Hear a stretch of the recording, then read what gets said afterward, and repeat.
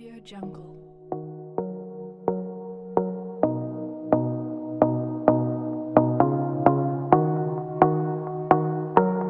Audio Jungle. Muy buenos días a todos. Bienvenidos. Vamos a la clase de semana 7, clase del viernes. Hoy vamos a tener como dos partes de la clase. Vamos a tener al inicio una parte de ejercicios que vamos a hacer de integración en variable compleja con los dos temas de cierre, que es el tema de hacer integrales impropias y hacer unas integrales trigonométricas que vamos a resolver. Luego de eso, vamos a iniciar el tema de ortogonalidad. Voy a empezar acá a compartir la pantalla para empezar la clase.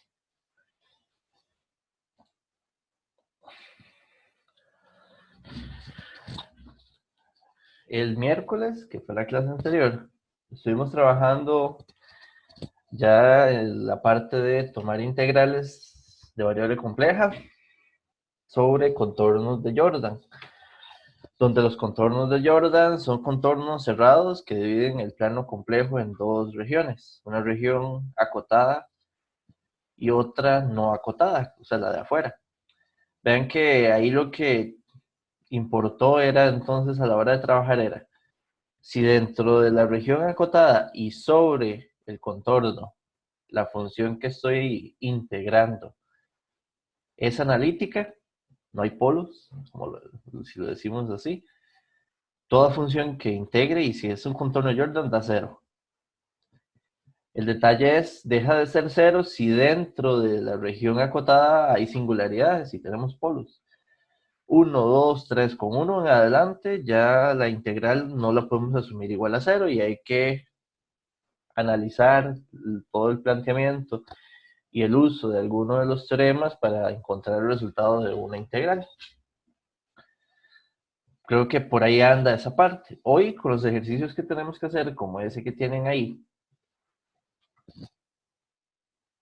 tenemos que plantear la solución de una integral en variable real, porque si ustedes ven ahí, es una integral en variable real, cuya solución es posible obtener resolviendo una integral en variable compleja. Entonces, de hecho, hoy, en los 2, 3, 4 ejercicios, creo que vienen por ahí, vamos a hacer repaso de cómo resolver igualmente una integral en variable compleja, porque es lo que vamos a tratar de hacer aquí.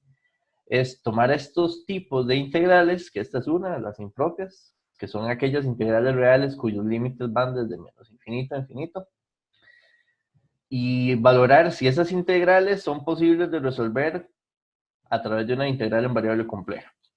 Y si es posible, encontrar el resultado y darle solución a esa integral. Entonces eso es lo que vamos a hacer en la clase de hoy. Entonces, al inicio, repasa un poquito la parte de integración. Entonces, vamos acá con el ejercicio. Las integrales impropias son aquellas, como les estaba diciendo, cuyos límites de integración se evalúan desde menos infinito a infinito. Evalúan todo el dominio en variable real. Y esto, digamos, por supuesto, esto que está aquí es la función que estoy integrando, el f de x.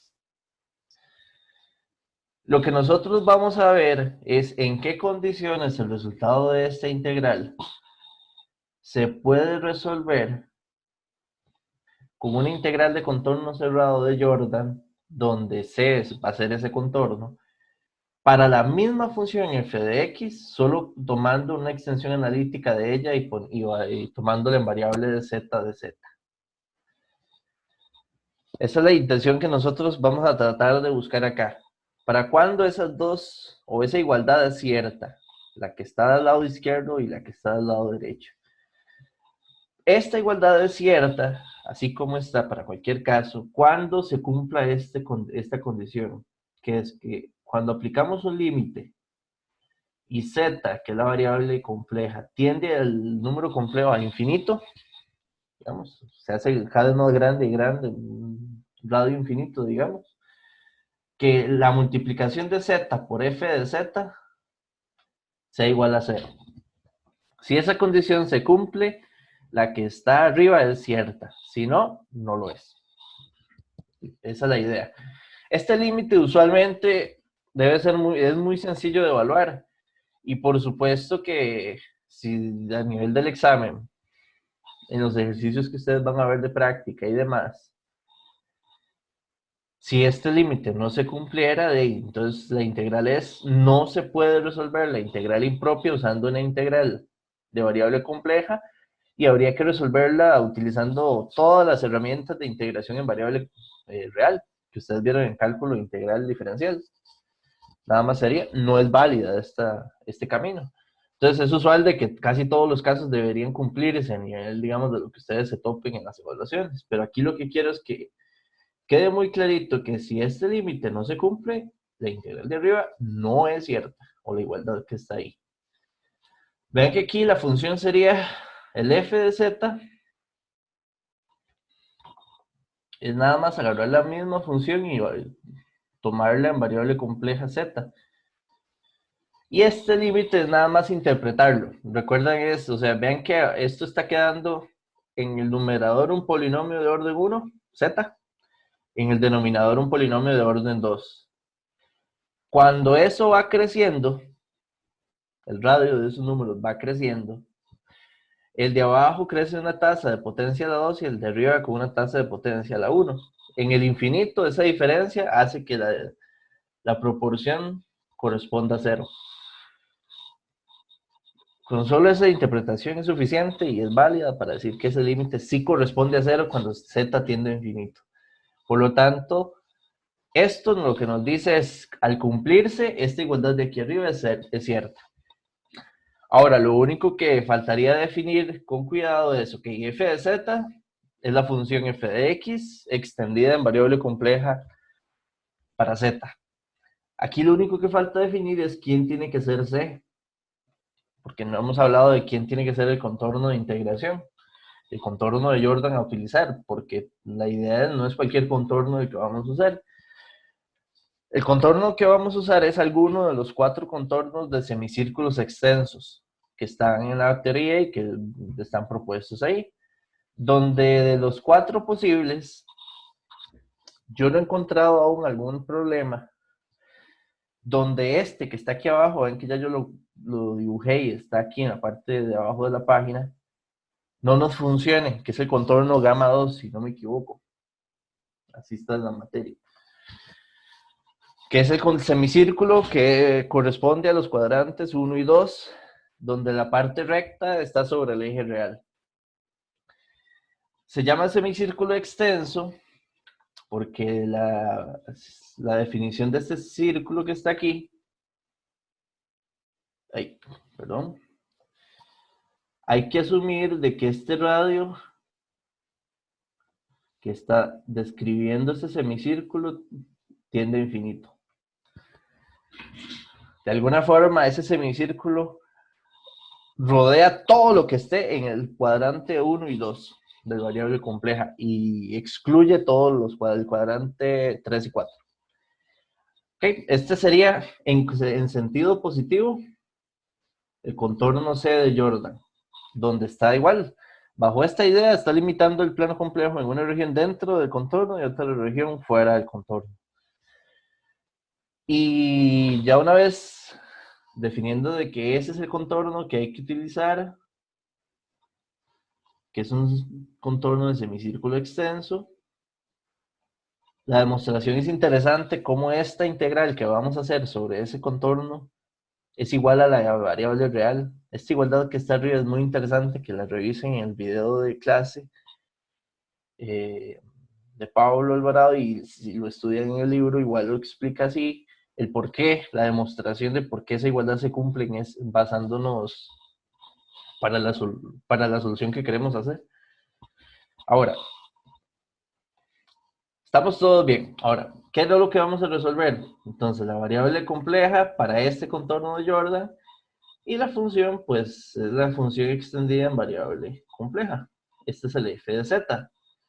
Recuerdan que para integrar la función que sea, si el contorno es cerrado de Jordan, hay que empezar por donde no es analítica, donde hay polos. Entonces ese es el primer trabajo. Hay que sacar los polos de esa función para ver cómo se comporta. Entonces hay que sacar las raíces de este polinomio.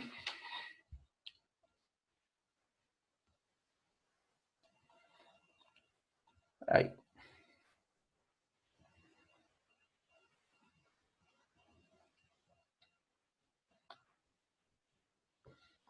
Ok. La raíz z1 o z sub 1 es menos 1/2 más j raíz de 3 entre 2. Y el otro polo es el conjugado de este. Yo me di la tarea de que en el dibujo que ya está aquí abajo es exactamente donde está marcándome esos dos puntos. Vean que esos dos puntos están aquí sobre más o menos parte real un menos 1/2 y raíz de 3 entre 2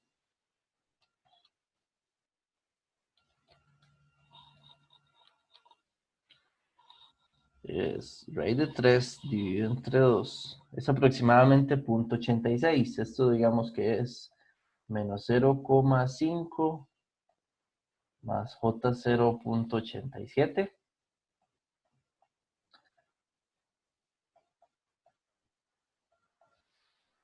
Este es el que es negativo de abajo, entonces menos 0.87. ¿Ok? Esos son los dos polos, son exactamente estos dos que están ya aquí, las dos marquitas de los puntos que están ahí. Aquí hay un polo de orden 1 y aquí está el otro polo de orden 1.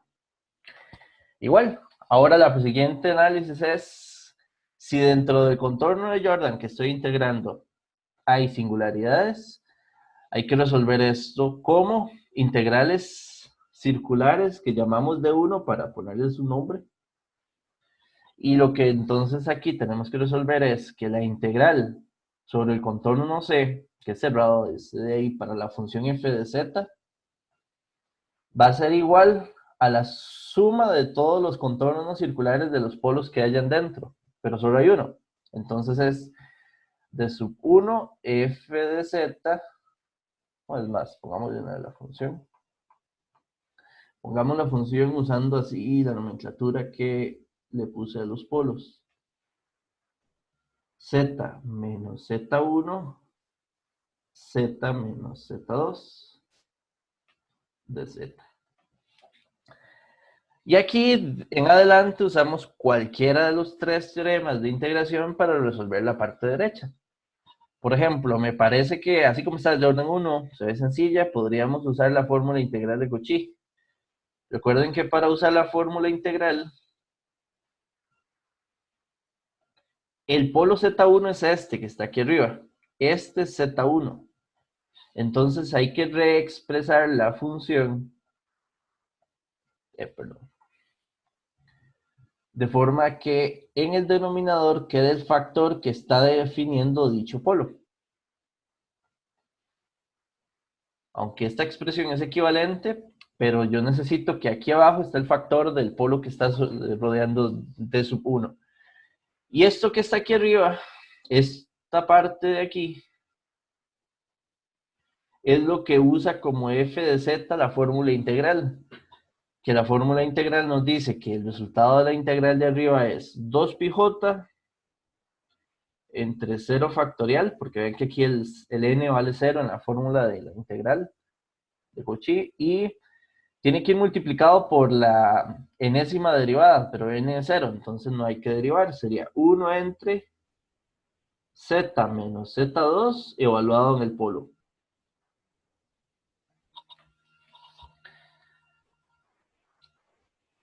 Tomando entonces con cuidado, para este caso, los valores, perdón,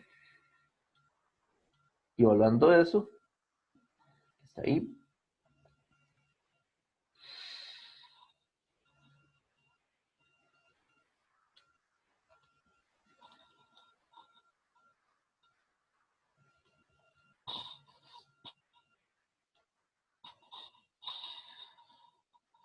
Este es el polo A.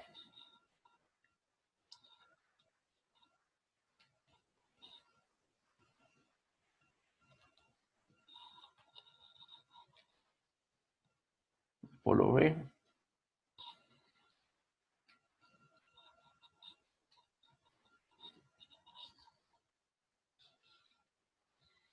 Esto tengo es 2πj por raíz de 3 por menos j.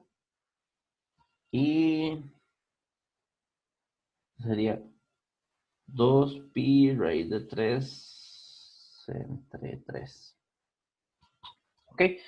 Este resultado, como la condición de límite se cumple aquí, que fue el que evaluamos, nos está diciendo que la integral de 1 entre x cuadrado más x más 1 de x, que es el área bajo la curva de toda la función, es igual a este pues, valor numérico de 2pi raíz de 3 tercios.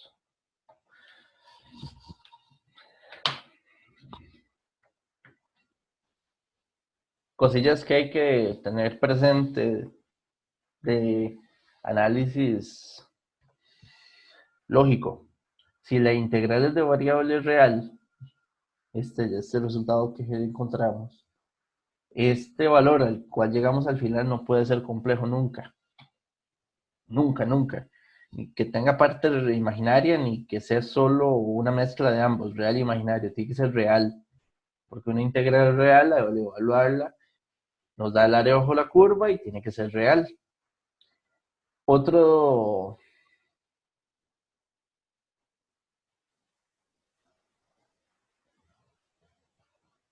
Sí, al menos eso, digamos. En este caso, es que ese detalle tiene que cumplirse. No sé si tienen alguna pregunta, pero eso, digamos, ese es el primer ejercicio. Y así es como funciona la idea de resolver ese tipo de integrales reales.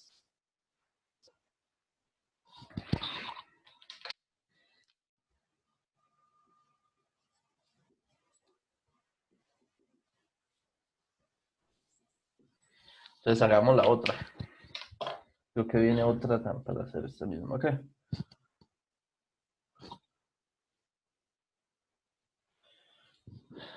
Estos dos, tanto el anterior y esta, son ejercicios del libro de ejercicios, el nuevo de este semestre, donde hemos tomado alguna parte práctica del curso. Entonces, ahora vamos a resolver esta. Esta tiene dos detalles interesantes diferentes al anterior, por cuales que la escogí para hacerla. Vean que la integral casi es impropia. Primero, no es impropia de entrada. Es una integral que va de 0 a infinito. ¿Ok? Nada más. La función esta que está acá es f de x.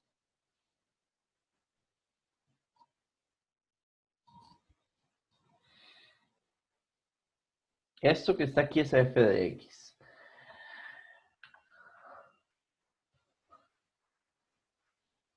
Ahí.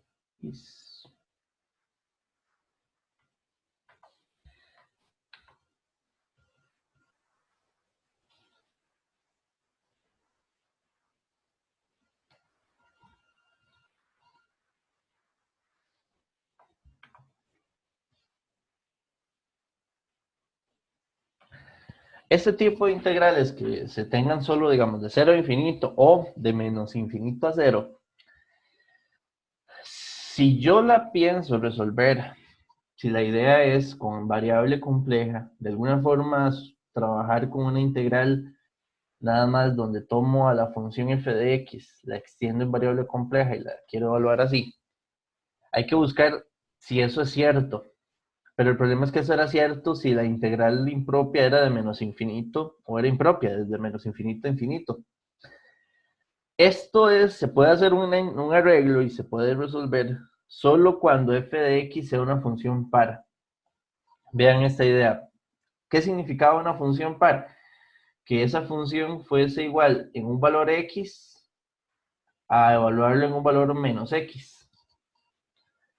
Si usted ve la función arriba, digamos, si uno toma esa función y la evalúa, por ejemplo, en 1, si x es igual a 1, da un valor. De hecho, vamos a buscar, por ejemplo, eso podríamos evaluar aquí con la calculadora.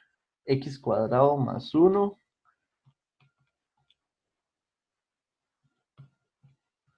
más 4. Entonces, esa función, por ejemplo, que tenemos ahí, si la evaluamos en 1,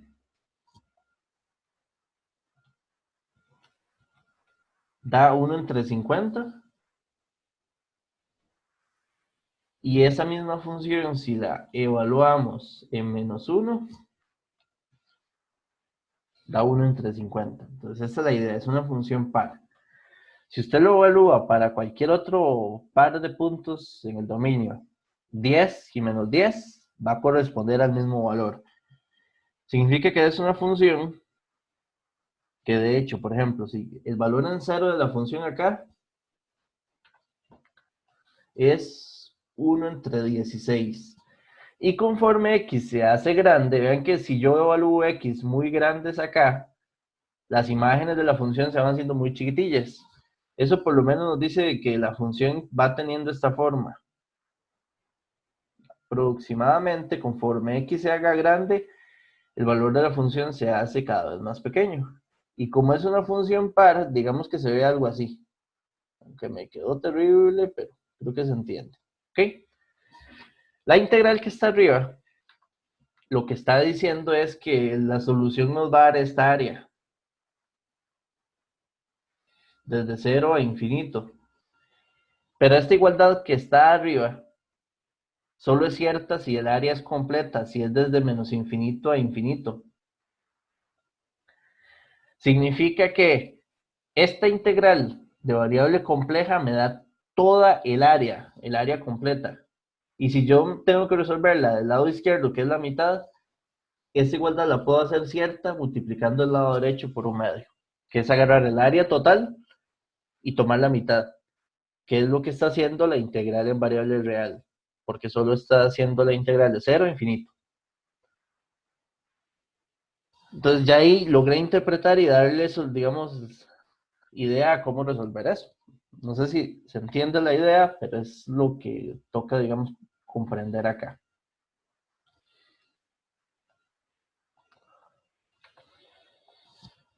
¿Qué sigue? Resolver la integral. ¿Cuál sería la integral? La extensión de esa función es una función que tiene z cuadrado más 1, z cuadrado más 4 al cuadrado de z. Tiene 4 polos. Tiene 2 factores aquí que hace que los polos de esa función tiene 1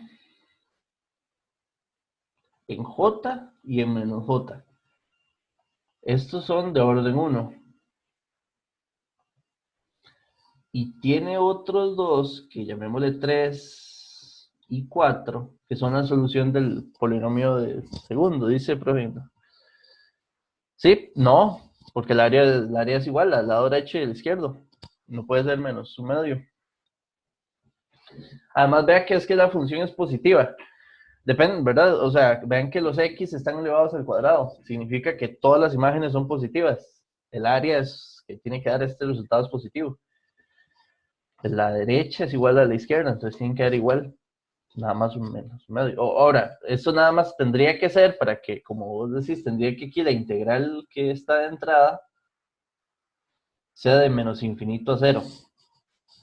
Si fuera de 0 a menos infinito hay que ponerlo menos, porque en variable real, si yo cambio el de arriba, el límite superior y lo paso abajo y los intercambio, produce un menos. Pero de eso ya habría que ver lo que nos den por resolver. Esto acá sería los otros dos polos. Tengo un 2j y menos 2j. Pero estos dos son de orden 2. Ahora, estos 4 polos son estos 4 puntos que están acá, marcados. Aquí está 1 y menos 1, y ahí está el menos 2 y el 2. Entonces, lo único es, este polo de aquí es de orden 2, este es simple, y este es de orden 2. El contorno de Jordan que vamos a usar es el mismo de hace un rato, es el contorno que toma el cuadrante 1 y 2. Y lo que tenemos que ver es cuáles son los polos que quedan sobre ese contorno para poder resolver la integral como integrales circulares sobre cada polo dentro. En este caso hay dos polos, entonces hay que resolver la suma del resultado de integrar sobre D1 y sobre D sub 2. Entonces la integral que tenemos aquí va a ser igual a la integral sobre un D1 para toda la función más la integral sobre el D2 para toda la función. Resolviendo eso, ya tenemos cómo ir a terminar el resultado. D1 y D2. Vamos a usar digamos, vamos a hacer esta solución por teorema de residuo.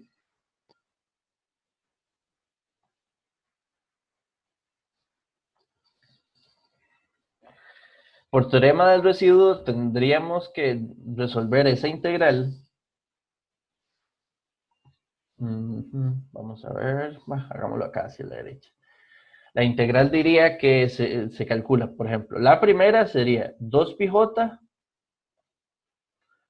por el residuo que se calcula para una serie de Lorentz que esté centrada exactamente en el polo que rodea D1, que sería en J, más 2πj por el valor del residuo, pero este residuo es de una serie de Lorentz que se desarrolle, pero en el polo que rodea el D sub 2,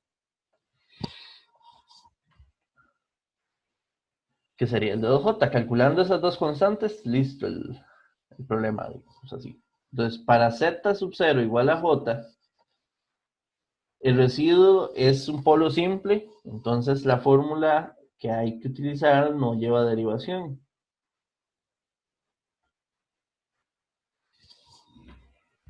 Solo tendríamos que tomar esto.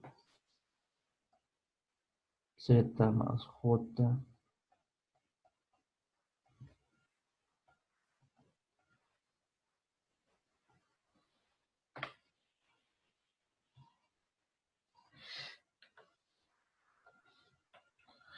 Esto por acá y esto por acá se van.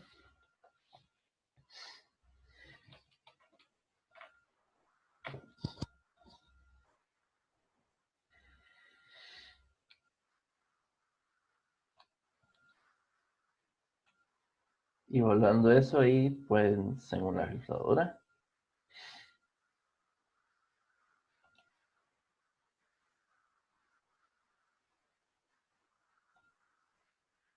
Esto da menos J entre 18. Ahora, para el otro residuo,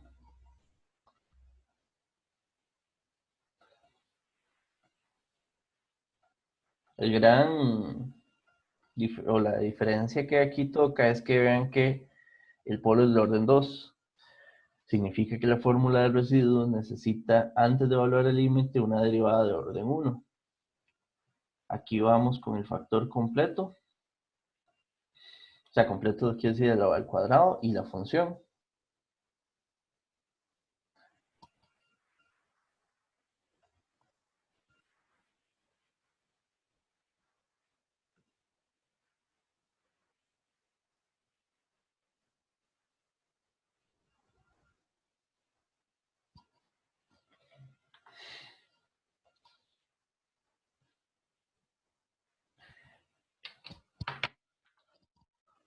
Aquí hay que derivar esto que nos quedó. Vean que es un polinomio de 1 entre una función polinomial. Quizás para derivar eso lo mejor es tener exactamente la función polinomial completa abajo. Me parece que sería más fácil. ¿Cómo sería? Vamos a buscar eso.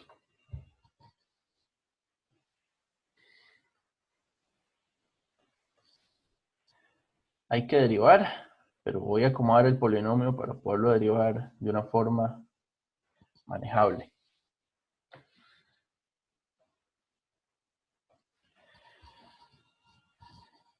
Tengo z² más 1 Y una fórmula notable, esto sería z cuadrado más 4jz menos 4. Yo multiplicaría eso, esos dos factores.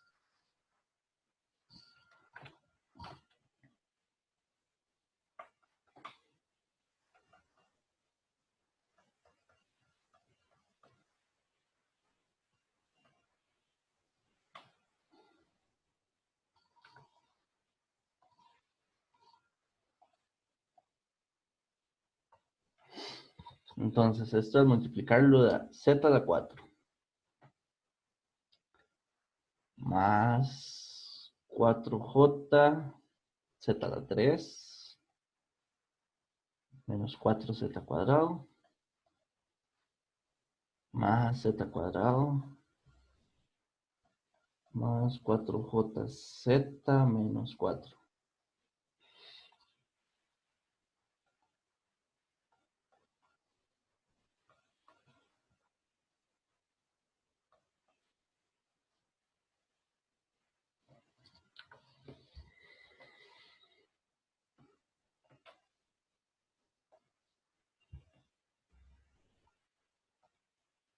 Z a la 4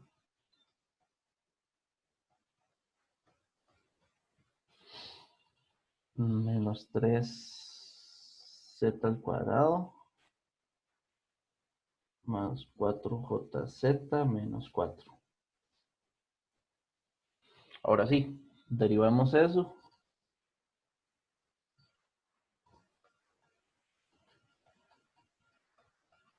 Como es 1 entre un polinomio, lo podemos ver como eso elevado a la menos 1, que eso va después a resolverlo como menos 1 entre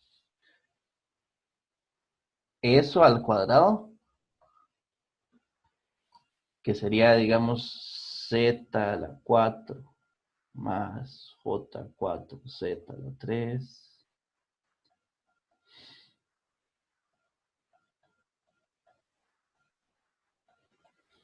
por la derivada de eso. Digamos que eso es el polinomio, lo que estoy hablando. Entonces la derivada de ese polinomio sería 4z a la 3 más 3 no, 3 por 4, 12, sería más j12 z al cuadrado menos 6z más 4j. Todo eso evaluado para 2j. Entonces esto sí ya lo podemos evaluar en la calculadora.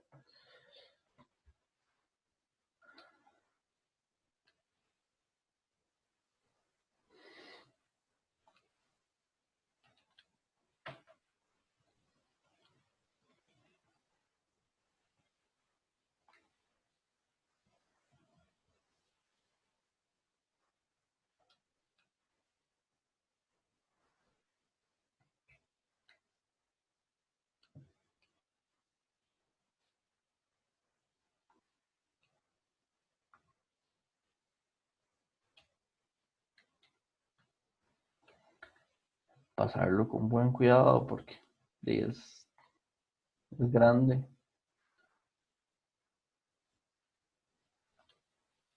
La expresión que tenemos ahí.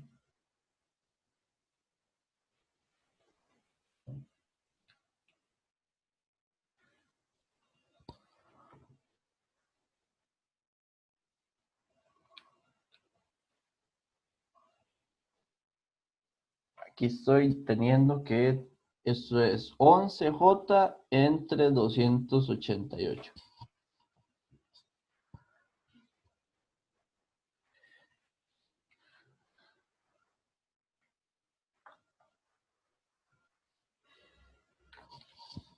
Perfecto, entonces la integral de c para la función f de z es igual 2πj por el primer residuo era menos j entre 18 más 11j entre 288. Entonces esto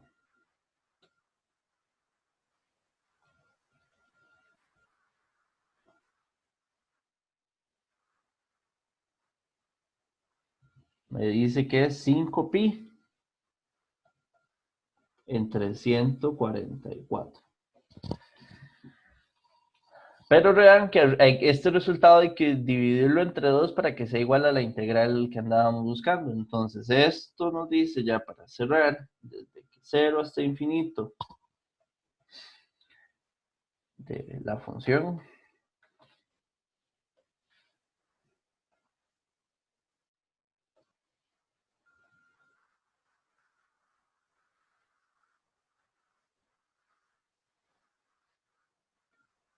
es el resultado anterior, pero dividido entre 2. Entonces eso es 5pi y 288.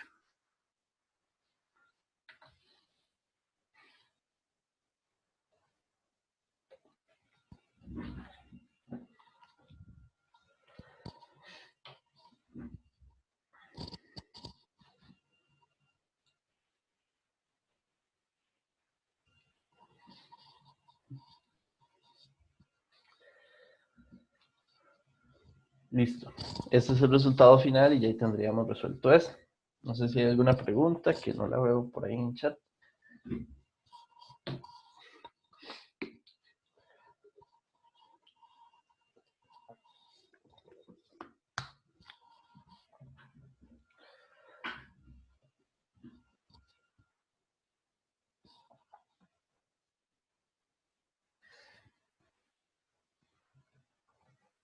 Profe, ¿eso saldría como, eso es una aproximación o es exactamente eso? Es exacta. Si usted le da por integración en variable real y la intenta resolver, debe darle ese resultado. Ok, La demostración es muy chiva de por qué, digamos, la igualdad que estamos utilizando, que es aquella, la que está ahí en la esquina de izquierda arriba, esa igualdad, ¿por qué es cierta? Ah, bueno, de hecho aquí nos faltó el límite, ¿verdad? De hecho aquí en ningún lugar lo revisamos, se me fue. Vamos a hacerlo aquí como en esta esquina. Recuerdan que el límite tiene que ser cierta cuando el límite, cuando z tiene infinito de z por f de z. Y esto tiene que ser igual a 0. Pero vean que el f de z es z cuadrado más 1. Y aquí un z al cuadrado más 4 al cuadrado. Eso es un polinomio de orden 1 arriba y un polinomio de orden 6 abajo.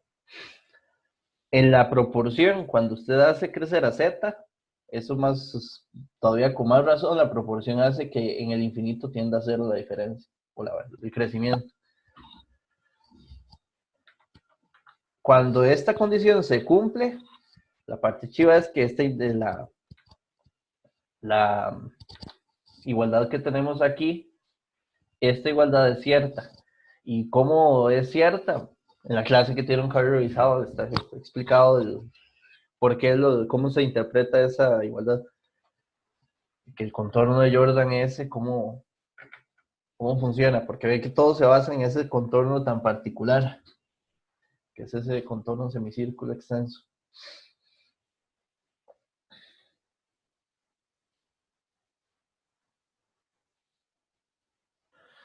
Ahora, el otro grupo de integrales que tenemos que saber, o sea, que vamos a poder resolver por aquí, son algunas integrales trigonométricas, no todas. Sobre todo van a ser aquellas integrales que cuando usted, usualmente tienen que estar integradas a nivel polar desde 0 a 2pi, o funciones que cuando usted las integre de un rango, o sea, de 0 a pi, de 0 a pi medios, o de esa forma, la función trigonométrica, vean que en este caso es la función sen de un ciclo completo. Anda por esas ideas. Digamos, esa es la lógica de interpretación de como de cuáles integrales se pueden resolver trigonométricas con lo que vamos a hacer. Por ejemplo, la idea es esta más o menos. Si usted tiene un sen de 2z, dentro de la función, ven que esto de aquí adentro de aquí Este es como el g de zeta, la función que está. Si dentro de g de zeta hay funciones trigonométricas, si esas funciones en el rango del ángulo que usted está evaluando dan un ciclo completo, se puede resolver. Entonces, por ejemplo, la integral que ahí tenemos es un sen de zeta dentro. El seno de zeta, cuando lo evaluamos de 0 a 2pi, da un ciclo completo de la onda. Entonces significa que aprueba, o sea, son de las integrales que seguramente sí se pueden resolver con lo que vamos a hacer. Pero podría ser otro caso que, digamos, usted tenga que en lugar de ser de 0 a 2pi, digamos que aquí sea de 0 a pi. Para poder resolver g de zeta, tiene que tener funciones como senos de 2 zeta o coseno de 2 zeta. Porque una función de estas, como que está aquí, como tiene una frecuencia de 2 veces el ángulo, significa que al ir de 0 a pi da un ciclo completo. Esa idea más o menos es la que se tiene que entender. Donde usualmente casi, no sé, si usted ve la mayoría de los ejercicios, de una vez ya vienen de 0 a 2pi. Pero ahí, de hecho, creo que en la tutoría hay uno que es de 0 a pi. Y tienen que entender el por qué ese se puede resolver. Y hay que hacerle un cambio de variable interesante para lograrlo hacer. Ahora, esta es la integral que tenemos que resolver. Esta integral, lo que vamos a hacer es una idea, vamos a ver cómo lo podemos comprender, interesante de manejar como un cambio de variable polar a variable compleja. Es un detalle bastante bonito cuando lo vemos. ¿Cómo logramos montar eso? Tengo el plano complejo, de acuerdo. Para ese plano complejo, no sé si puedo hacer aquí un círculo más o menos por acá. Este círculo de aquí va a ser exactamente el círculo unitario. O sea, es el círculo z igual a 1. ¿Ok? Para todos los números complejos que están en ese círculo, hay una forma de describir a esos puntos muy interesante que nos va a servir. Usted puede decir que esos puntos son igual a z e a la j zeta, donde zeta va a ser de 0 a 2pi. Es como una parametrización, de hecho, es un cambio variable parametrizado, digamos, de alguna forma. Cuando zeta se va de 0 a 2pi, para esta parametrización de z, sea la j zeta, z va a ser todos los puntos que están en el círculo unitario. ¿De acuerdo? Ahora, si usted agarra esta parametrización y quiere buscar los diferenciales, usted dice, yo quiero saber a qué equivale un diferencial de la variable compleja cuando cambio zeta.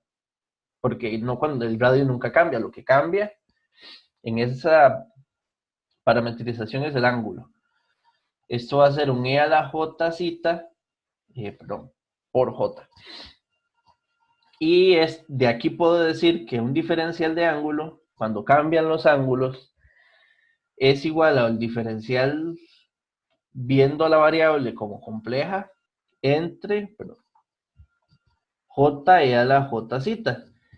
Y aquí vamos a decir, pero e a la j zeta es cada punto z del círculo. Entonces vamos a reescribir esto como un diferencial z entre un jz.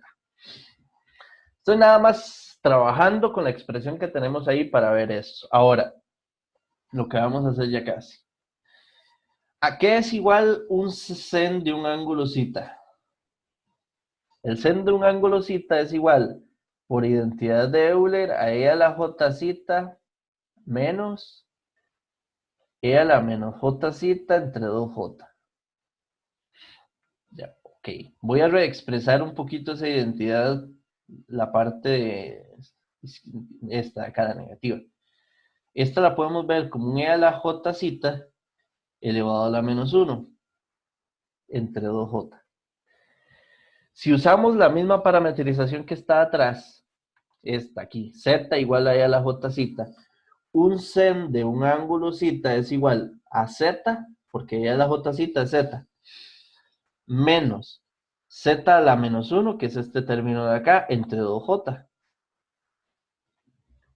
Entonces, con todo eso que tenemos ahí, lo que vamos a expresar la integral trigonométrica que está allá y transportarla a variable compleja, pero condicionada a que la parametrización que estoy usando es sobre el círculo unitario. Tiene que ser sobre ese círculo unitario.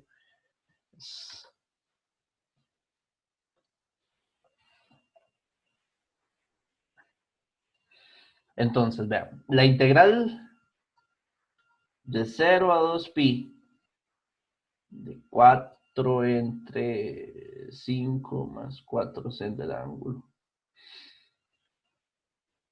Esta integral va a ser igual a aplicando el cambio como de variable o parametrización que está abajo. Esto es como una más bien desparametrización, porque está en esta integral está como parametrizada en zeta, donde es una variable real. Pero yo quiero transportar esa integral a variable compleja. ¿A cómo sería la integral en variable compleja?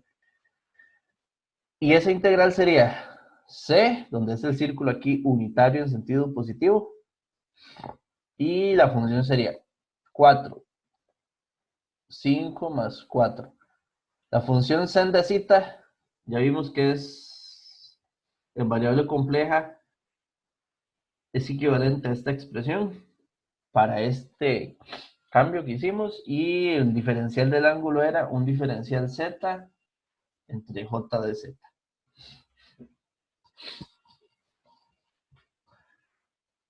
Si uno tuviera que parametrizar, más bien, si uno anduviera detrás de una parametrización, uno lo que haría es pasar de esta integral hacia esta. Donde aquí se llama zeta, pero nosotros muchas veces parametrizamos con t, pero en este caso, la parametrización es con ángulo zeta.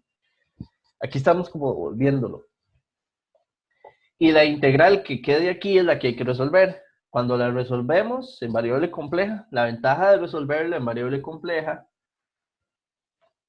es que como es un contorno de Jordan cerrado, podemos usar los teoremas de integración y puede que la solución sea muy simple. Es la idea. Simplificar, porque la integral trigonométrica usualmente no es tan fácil de resolver. Es una integral donde las técnicas de integración son complejas, complejas, complicadas. Ahora, vean esto aquí. Usualmente esto hay que darle, cuando ya uno hace este primer paso, hay que reacomodar muchísimo porque la expresión queda como muy desacomodada de alguna forma. Por ejemplo, este j, yo lo pasaría a multiplicar adentro todo el denominador. Entonces eso haría que sea un 4, 5j,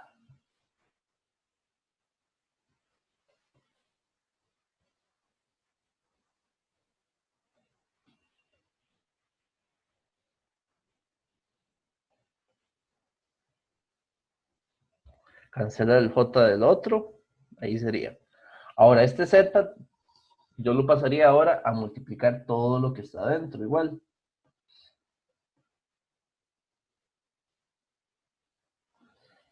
Quedaría un J5Z el primero.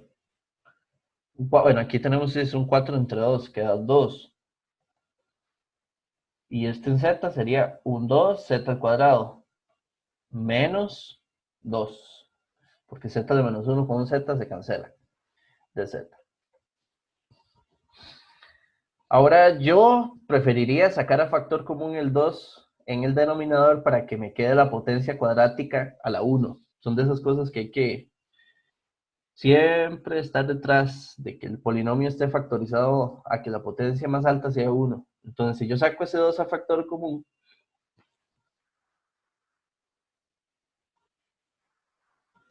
tendría z cuadrado más j5 medios z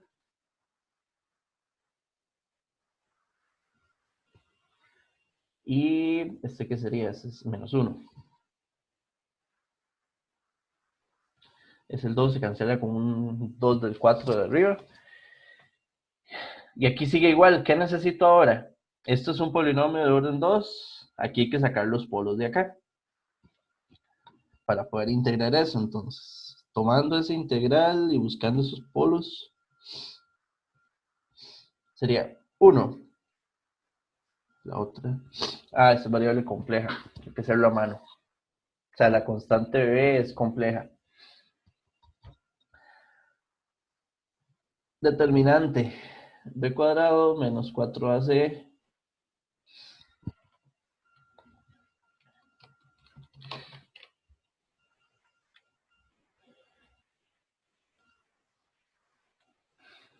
aquí no queda otra, aunque digamos que aquí yo igual uso la calculadora, pero hay que hacerlo a mano completamente. Entonces sería b al cuadrado menos 4 por a por c menos 9 cuartos.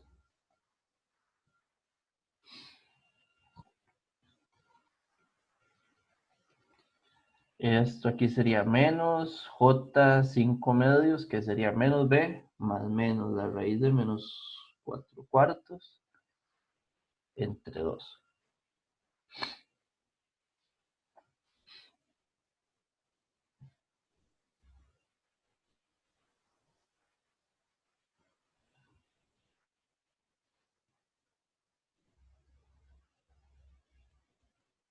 Menos j 5 cuartos más menos j.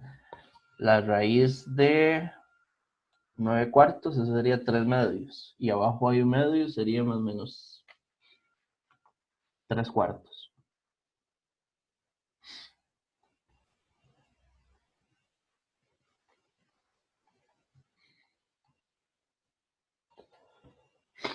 Entonces eso sería menos 5 cuartos más 3 cuartos menos j medios menos 2j.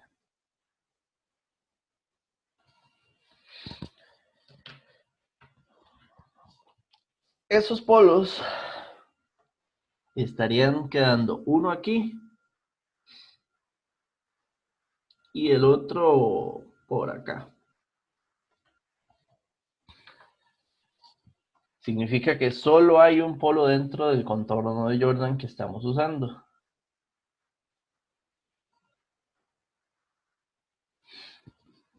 Por eso, entonces esta integral nada más sería la integral sobre D1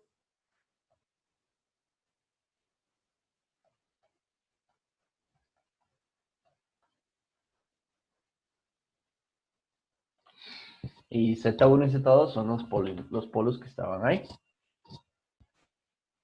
¿De acuerdo? ¿Cómo lo podemos hacer? Fórmula integral de Cauchy se ve manejable, sencillo. La fórmula integral de Cauchy sería 2pi. Bueno, hagámosle el paso completo. El paso completo es ver a la integral como un 2. Vean que este sería Z1, entonces aquí sería Z menos Z2.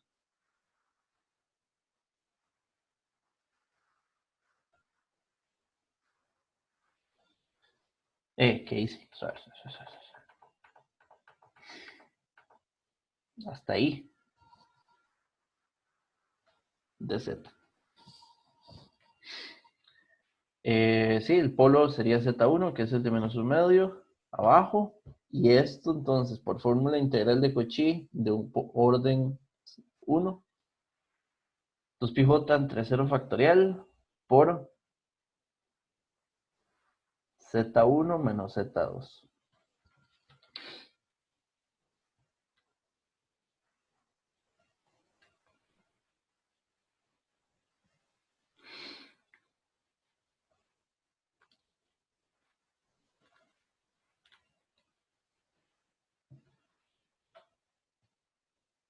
Esto es igual a 2pi j por menos j 4 tercios, 8 pi tercios.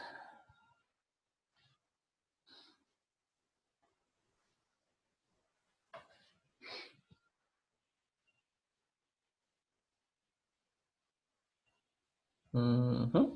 Entonces, la integral de 0 a 2pi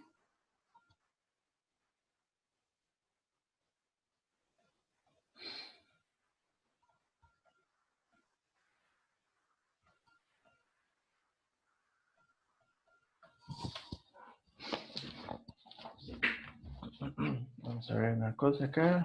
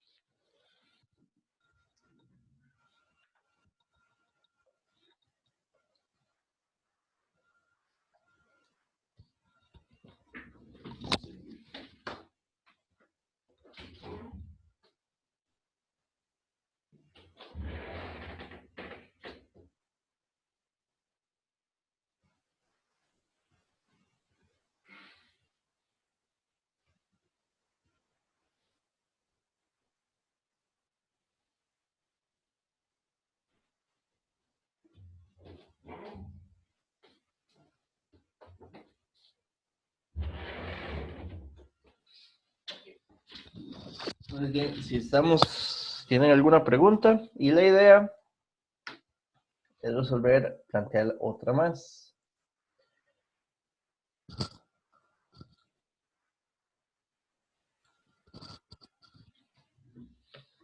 Sobre todo con el planteo, que es como el detalle que difiere, aunque, o sea, que diferente. Igual, es una integral trigonométrica. Vean que tengo funciones, en este caso, son coseno de zeta. Para un ángulo de 0 a 2pi, tengo un barrido de un ciclo de la onda, de los cosenos, entonces son integrales que se pueden buscar de resolver en variable compleja con la parametrización que usamos hace un rato, que es asumir a que z va a ser un e a la jz, donde de aquí ya hicimos el desarrollo de los diferenciales. Llegamos a que el diferencial z era igual a un dz entre un j de z, y el coseno, vean que un coseno de z es un e a la jz más e a la menos jz entre 2. Usando el cambio de variable, esto es igual a un z más z a la menos 1 entre 2. Con eso ya tendríamos todo para montar la integral. ¿Qué diría la integral? Que es una integral donde arriba sería un coseno de z, sería z más z a la menos 1 entre 2.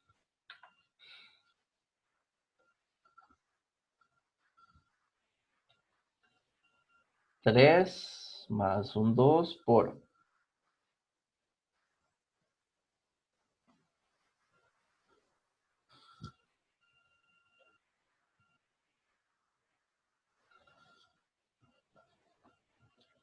Esa igualdad es cierta, basándonos, eso sí, en que el contorno que integremos sea el contorno circular del círculo unitario de Jordan. Para trabajar esto hay que simplificar un poquito más esta expresión por acá.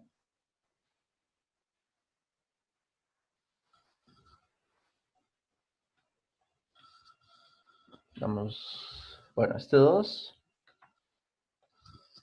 y este 2 se cancelan. El 2 que está arriba podría ser que multiplica abajo. Vamos paso a paso para evitar hacer un error que no es el caso. Arriba tendríamos un z más un z a la menos 1.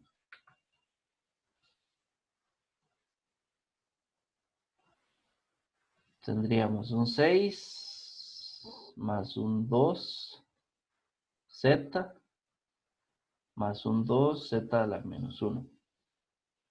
Aún tenemos el j entre z. Yo el j, vean que adentro el polinomio es real. Yo el j lo dejaría afuera como una constante como un 1 entre j, por la integral. Y el z que está aquí, solo faltando, lo paso al polinomio. Primero, entonces aquí sería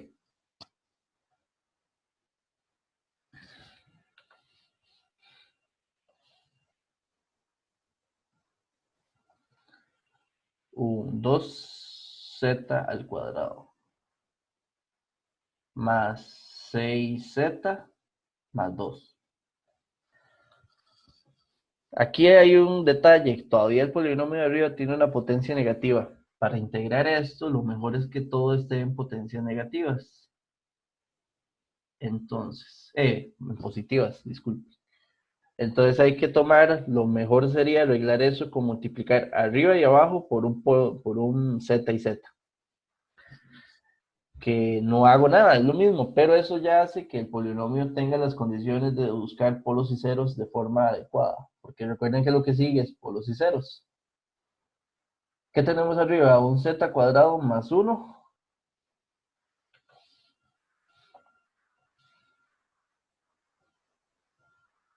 Y abajo, de hecho hay un 2 que voy a sacarlo al factor común, que fue el que de hecho hemos metido hace un rato, mejor lo saco. Y va a quedar un z, y el polinomio cuadrático quedaría z cuadrado más 3z más 1.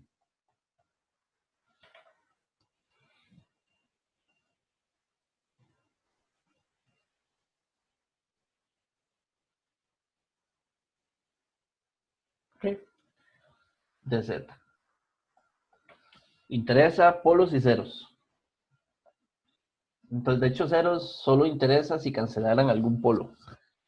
Entonces, ¿cómo está esa función? Entonces, tiene ceros, tiene en z igual j y en z igual menos j. Y los polos, tiene 1 en z igual 0 y los otros dos son las raíces de ese polinomio. De polinomio 1, 3, 1. Esto es complejo. Ah, no. Ok. Z igual a menos 3 más raíz de 5 medios, que esto es aprox menos 0.38.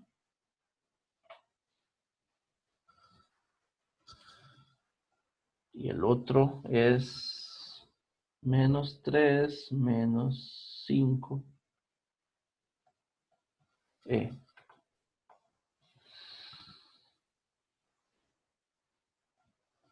Y esto es aprox menos 2.62. ¿De qué me sirve esto? Recuerden que el contorno que hay que integrar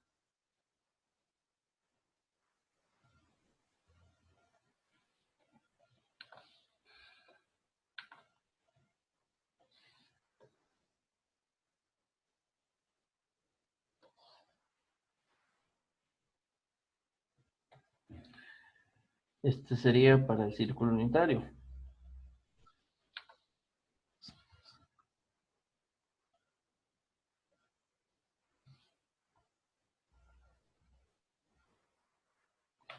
¿Dónde están los polos? Tengo un polo acá, en el origen, y el otro polo que queda, digamos, dentro es como menos 0,38, digamos que por aquí. Z1, 2, llamémosle este 0. Digamos que aquí está Z0, Z1 y el otro polo por acá, Z2.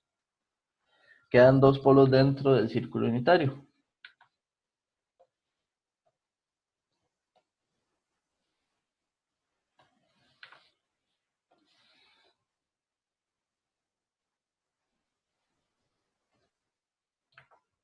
Eso no sé qué.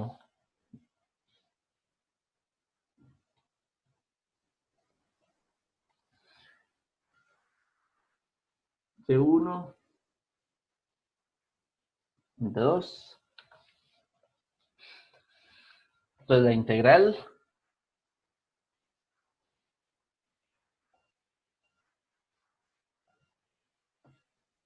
llamando, digamos, a esto f de z, Entonces resolvería como 1 entre 2j por la integral de f de z para d1 más 1 entre 2j para la integral de d2 f de z.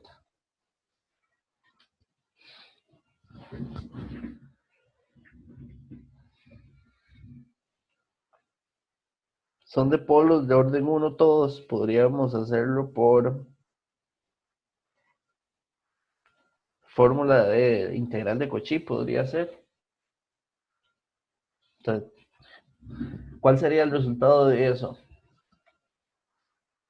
De la primera integral tendríamos 1 entre 2j por 2πj entre 0 factorial porque es de orden 1. Y aquí va toda la función excepto el polo que está sobre D1. D1 es el polo que está en el origen. Entonces aquí la función que queda es todo lo demás. Y esta función hay que evaluarla en el polo. De hecho, si ustedes ven aquí es 1, esto da pi.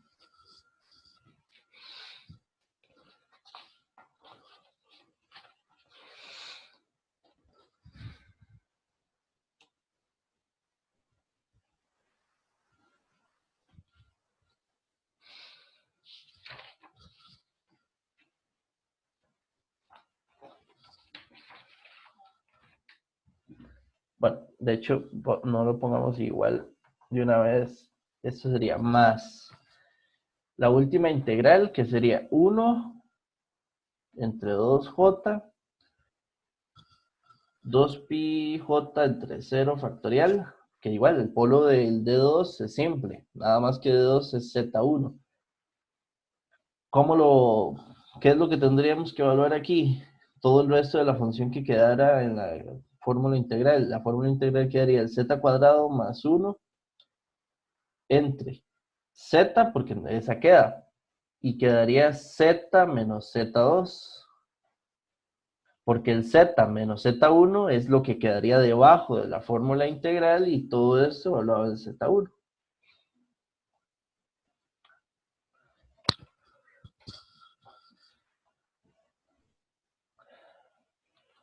Aquí no estoy brincando un paso, si lo vemos así, pero ya lo hemos hecho varias veces y si uno lo hace de forma correcta, pues es posible. No lo veo mal.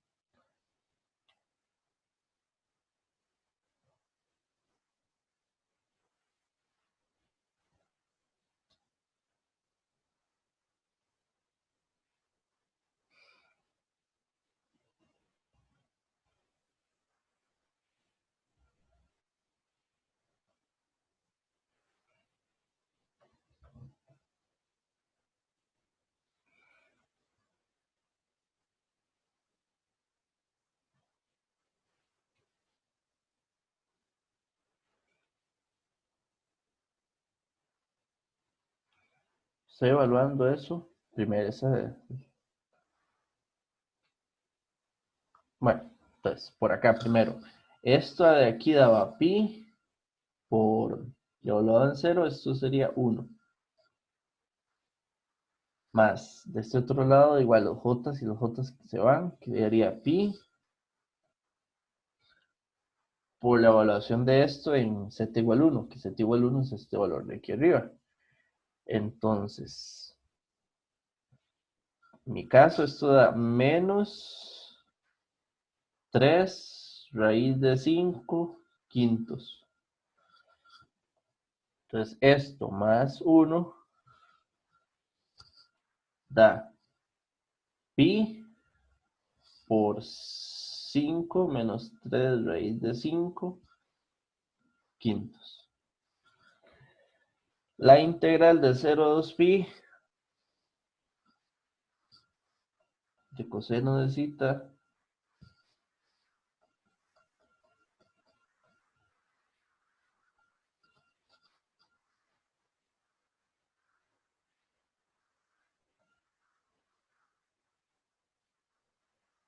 es igual a este resultado.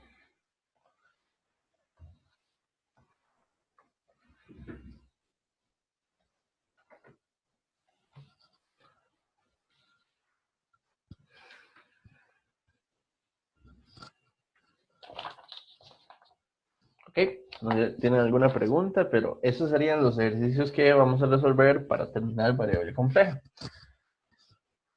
Que eran 2 ejercicios de integración variable real de impropios y de dos de trigonométricos. Hay muchos más, pero que tienen que ir, digamos, ustedes a hacer por su cuenta. Practiquen de esta parte, todo lo que puedan.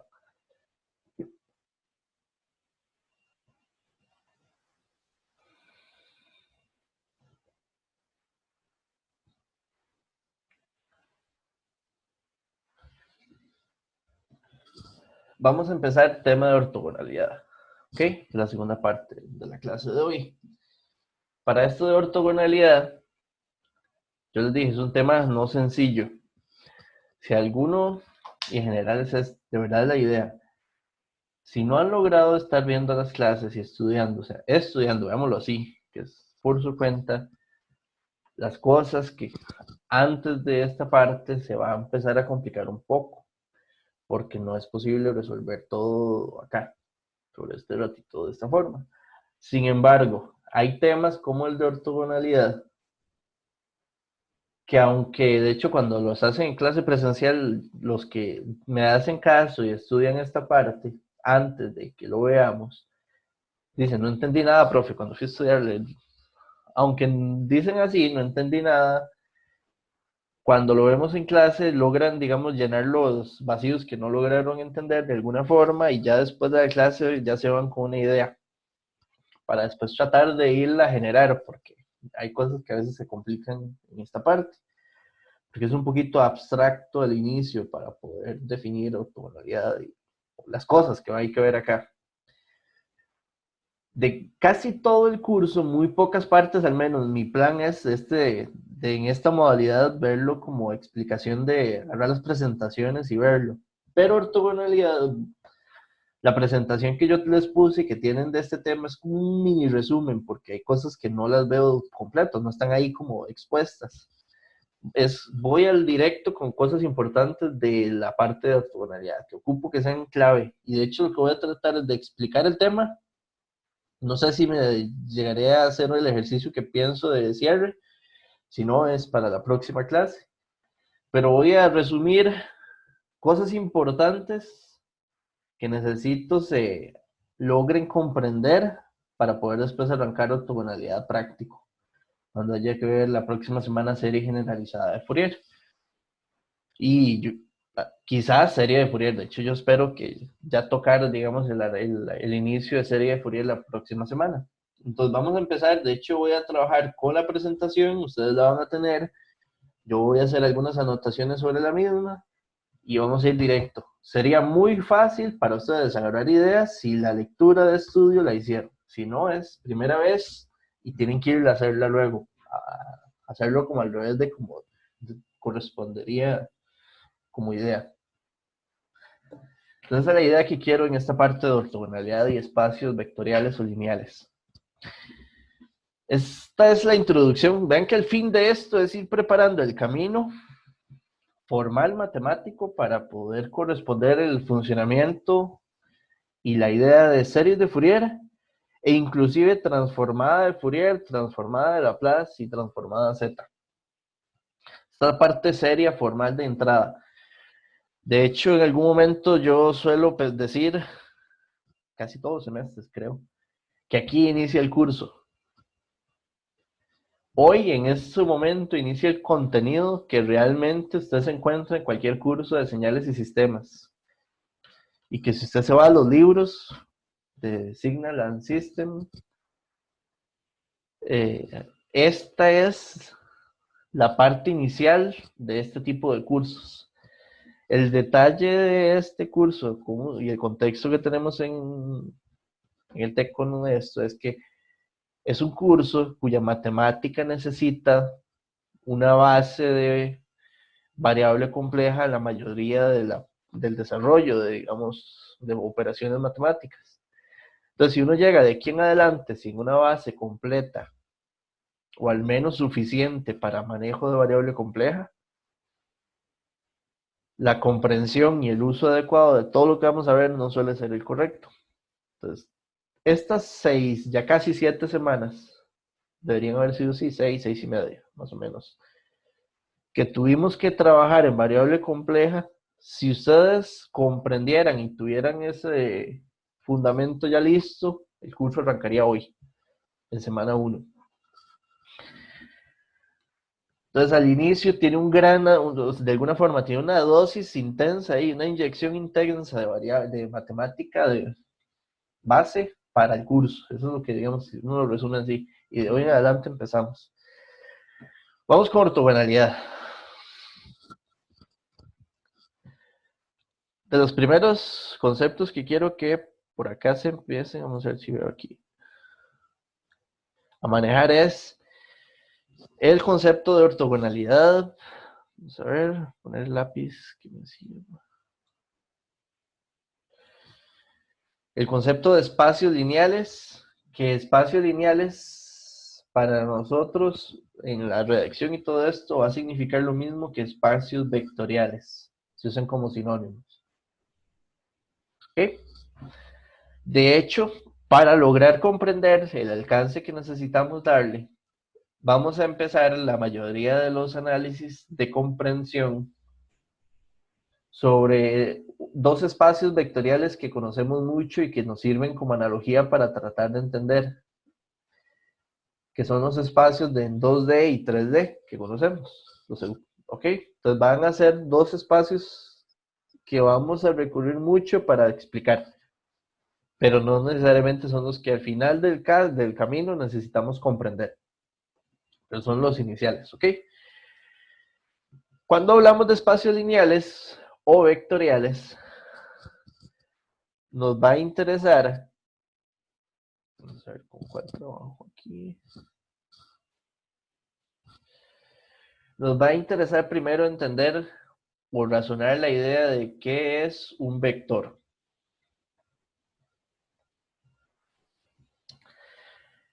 Hay muchas formas de ver la idea de un vector.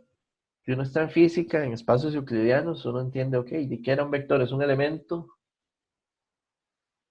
del espacio vectorial que su descripción se puede hacer de varias formas. Por ejemplo, un sistema de 2D, un vector X. De hecho, vamos a usar esta nomenclatura para esta parte del curso, este pedacillo, donde los vectores los vamos a definir como con una rayita abajo. La diferencia tal vez como se hace en física, que en física se le pone una flecha más bien sobre.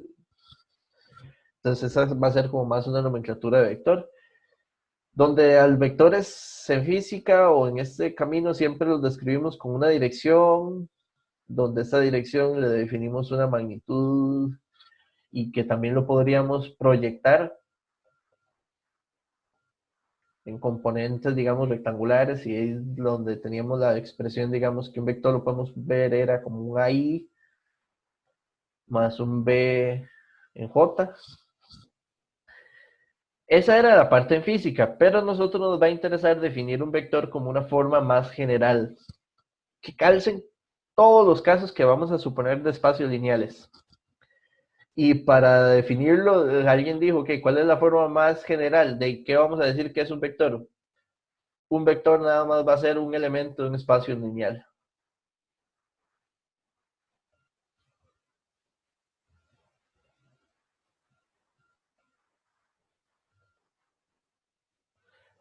O vectorial. Recuerden que aquí siempre va a ser sinónimo para nuestra parte de espacio lineal o vectorial. ¿Cuál es el problema de esta definición? Si alguien viene y nos dice que un vector es un elemento de un espacio lineal o vectorial, y pues uno dice, pues sí, muy bien.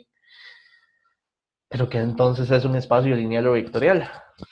Porque aquí depende de definir de qué significa un espacio lineal o vectorial. La parte de un espacio lineal o vectorial, la vamos a ver un poquito más adelante, se define de una forma general en función de axiomas, donde exista la adición, la multiplicación de vectores y todo eso por ahí. Me interesa recordar, nada más antes de pasar a eso, en esta idea de definición de vector, repasar esta expresión de vectores, que no sé si en algún momento tal vez la vieron así, que se le conoce como la representación de vectores usando tuplas. ¿Cuál es la ventaja, digamos, de una definición de un vector usando tuplas? Es definir un vector como una matriz columna. Por ejemplo, que usted diga X es un vector de un espacio de 3D y usted dice que es el 2, menos 1, 3. Es un vector columna o se puede escribir como un vector fila definiendo que es transpuesto, que sería 2, menos 1, 3. La ventaja es que es una forma muy simple de representar a un vector, pero la mayor importancia o la mayor ventaja es que esta forma permitiría de una forma sencilla representar vectores, por ejemplo, en 4D o en 5D o en 80D. Que si usted lo quiere ver como en forma gráfica solo podemos representar vectores en 1D, 2D y 3D. Hasta ahí murió la forma gráfica. La forma polar en 3D ya empieza a ser complicada, porque ya hay que definir dos ángulos, el azimutal y el no sé qué el otro, ¿verdad? Y todo el asunto para definir un vector en 3D en forma polar. Pero la forma como que se llama utilizando una tupla, que es como en coordenadas rectangulares, si lo vemos así, va a ser importante debido a que nos va a permitir representar vectores en dimensiones n. De hecho, aquí ven que la representación de la tupla n ya está diciendo como la dimensión.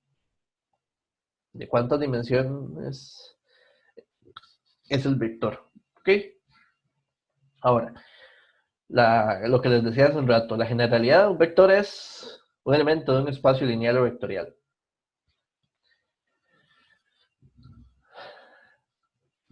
Un espacio vectorial, de hecho no está aquí, pero nada más en la lectura lo tiene en el libro. Nada más para que corresponda a un espacio lineal o vectorial, tienen que cumplirse ciertos, digamos, requisitos mínimos matemáticos. Que si ustedes...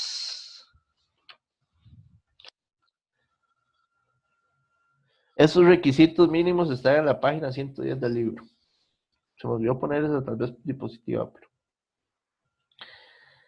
Son 10, es que es un montón y... Básicamente el resumen es... Si usted tiene un espacio lineal que está compuesto de vectores dentro, esa es la idea, porque eso fue lo que dijimos, un espacio lineal es un vector es un elemento de ese espacio. Tiene que poderse hacer, con esos vectores, tiene que poderse hacer suma vectorial. La suma tiene que ser asociativa. Tiene que existir elemento neutro o vector neutro. Tiene que existir el elemento inverso de los aditivos entre vectores. La suma tiene que ser conmutativa. Los vectores pueden ser escalares con respecto a una constante. Si se escala por dos constantes, es igual al escalamiento de la multiplicación de las constantes, la distribución de un escalado con una magnitud y la distribución de la multiplicación en la suma. Vean que son 10 como condiciones o operaciones mínimas que deben existir matemáticamente entre los elementos del espacio o los vectores. Y si eso se cumple, a ese conjunto de vectores se le puede llamar espacio lineal. Esa es la idea. No vamos a necesitar, creo que mucho de eso, entonces, pero sí sería interesante que cuando lo leen, comprendan, ok, estos eran los requisitos matemáticos para que el espacio lineal se pueda definir como tal. Y que todos los elementos que lo componen sean vectores. Bueno, sí, de hecho. Ahora, esto es la parte importante que quiero, de las cosas importantes que quiero que me entiendan. Combinación lineal es de las de línea 1, del frente de batalla que necesito comprender. Combinación lineal de vectores. Voy a apoyarme mucho de tratar de entender esto si lo vemos en vectores, por ejemplo, en 2D. X es un vector que está aquí definido como la suma vectorial de varios vectores, donde de hecho ven que aquí está definido en forma general como hasta un n vector, y cada uno de los vectores está escalados por una constante. ¿Ok? ¿Cómo se ve la suma de vectores? Eso es lo primero. Si uno está que eso lo hemos visto en Fasores y lo vimos al inicio del curso cuando vimos plano de Argand, todo eso. Entonces aquí es necesario comprenderlo, usarlo.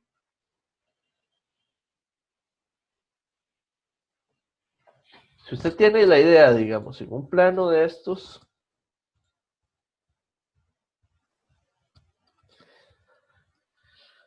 si usted tiene el vector U1, digamos que este sea el vector U1. Cuando usted agarra el vector U1 y lo multiplica por un C1, ¿qué es lo que le va a cambiar? Va a venir y lo que va a hacer es cambiarle la magnitud a ese vector. Entonces, ese U1 escalado, digamos, voy a llamar a este U1 y voy a usar un segundo vector, por ejemplo, voy a usar este. Y que este sea U2. ¿Ok? Esos son los dos vectores y que voy a combinar para generar al vector X, con solo dos. Si usted agarra el vector 1 y lo escala por una constante, esa constante puede ser negativa o positiva. Si es positiva, digamos que a nivel gráfico se vería algo así, que este sea un C1 U1. Y digamos que este vector U2, el C sub 2 es una constante real negativa. Digamos que lo que hace, lo vamos a hacer es escalarlo así. Si usted lo suma como una suma vectorial, este vector, el segundo, tiene que sumarse justo en la flecha o en la cabeza del vector original, el primero, y a partir de ahí colocar el segundo. Este sería el vector C2, U2. Y la suma de esos dos es el vector X, que es la combinación lineal que estamos haciendo. Vamos a ponerla con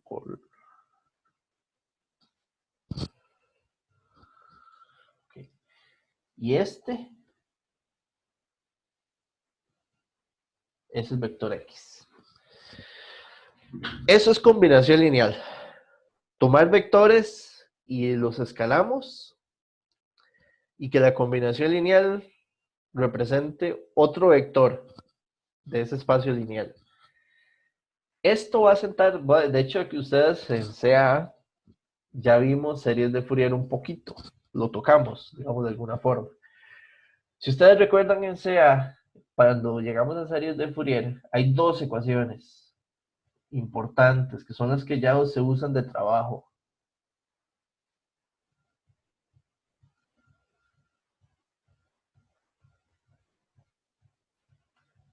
Esta que es la ecuación de análisis de la serie de Fourier, y la serie de Fourier en sí, que se le conoce la ecuación de síntesis.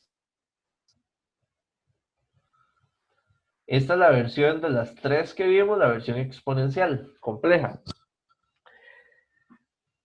No sé si notan, este dibujo que está aquí, lo que tenemos que llegar a lograr entre esta clase y la siguiente es darle el sentido a esta ecuación que está aquí. El sentido matemático y lógico. X, que es la función que estamos aproximando con la serie, va a representar el elemento del vector, digamos que está aquí abajo, X raya. C sub K son las constantes que escalan los vectores que estoy sumando. Donde aquí arriba lo que estoy sumando son funciones. ¿Cuáles funciones? Las e a la j omega sub 0 kt.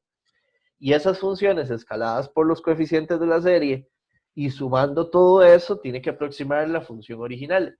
Ahí es donde está, digamos, no sé, se nota, digamos, que son como iguales, dice uno, la parte estructural de las dos ecuaciones o las dos ideas. Lo que tenemos que llegar es por qué funciona esa ecuación y cómo es la lógica. Vamos directo a esas dos ecuaciones, que llegaremos a la clase que viene, espero. Ahora, en combinación lineal, el asunto es que hay combinaciones de combinaciones. hay que caracterizar o definir, digamos, las características o condiciones que nos podemos presentar o encontrar más bien cuando hacemos combinaciones lineales. Vamos a representar esas posibles opciones en tener combinaciones lineales dependientes o tener combinaciones lineales independientes. Y aquí voy a pasarme a una página de trabajo desde OneNote que es más fácil hacer unas gráficas para mí, porque quiero explicar varias cosas aquí, varios gráficos. Entonces vamos a ver y a comprenderla más la parte de combinación lineal de vectores.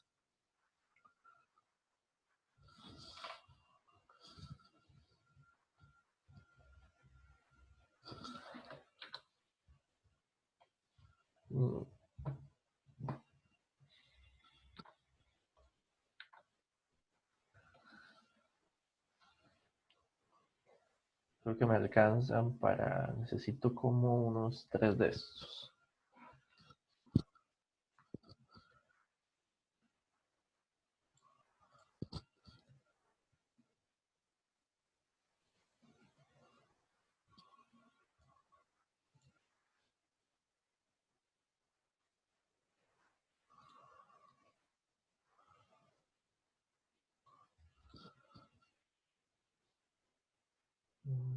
Creo que no me alcanza. Dejémoslo con esos 3 a ver si es suficiente. Ok, vamos a ver, vamos a hacer un análisis de la idea de combinación de vectores para comprenderlo en un sistema vectorial de 2 dimensiones, para tratar de entender esta idea, vectores de 2D, los que conocemos mucho. Recuerden que combinación lineal siempre va a ser ver a un vector X como la combinación lineal de vectores que están escalados por alguna constante. Puede ser C1, U1, es la forma la matemática que teníamos atrás. Podríamos tener un C2, U2, y ahí podríamos llegar hasta un enésimo vector que combinemos. ¿Ok? Estos vectores U1, U2, UN los voy a representar aquí con color rojo, como flechitas. Voy a poner varias opciones. Mi primera opción es para este primer gráfico, y lo voy a acompañar de otros dos. Voy a acompañarlo de este. Entonces ahí tengo un U sub 1, U sub 2 y U sub 3. Aquí voy a acompañarlo de y voy a acompañarlo de este. De hecho, es que hubiese sido 4 gráficos mejor. Vamos a ver. A este otro lo voy a acompañar de y le voy a acompañar de... Perdón. Ups, qué terrible.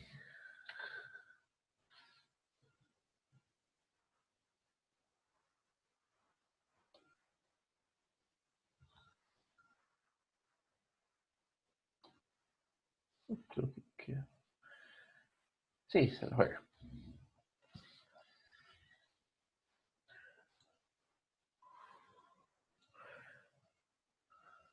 Y vamos a hacerlo aquí. Creo que para lo que quiero no funciona bien.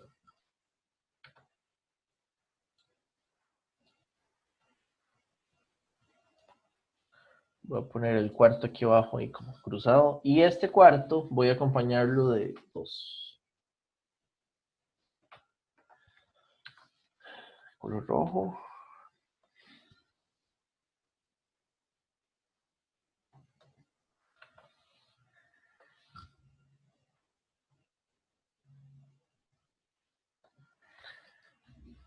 Y vamos a poner en el juego un vector X. Entonces, para ese vector X vamos a escoger verde y vamos a escoger hacer un vector por acá.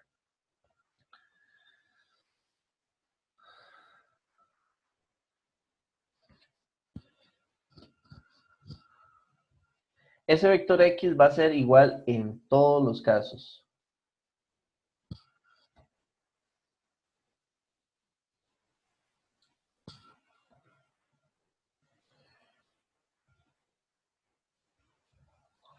¿De acuerdo? Esa es la idea, que en los 4 casos, el vector X que quiero generar con la combinación lineal de los que están en pequeñito, ahí los U sub 1, 2 sub 2 y así, lo que vamos a hacer aquí. Ahora, vamos a trabajar las combinaciones lineales. Gráfico, vamos a comprender esta parte de forma gráfica. Si yo les digo, combinando estos 3 vectores que están aquí, ¿cuáles posibles combinaciones o cómo se puede hacer para llegar a X o combinar X? Entonces uno puede trabajar esto y uno puede decir, ok, usted podría agarrar este vector, terrible. Podría agarrar este vector y combinarlo por una constante que le dé hasta aquí.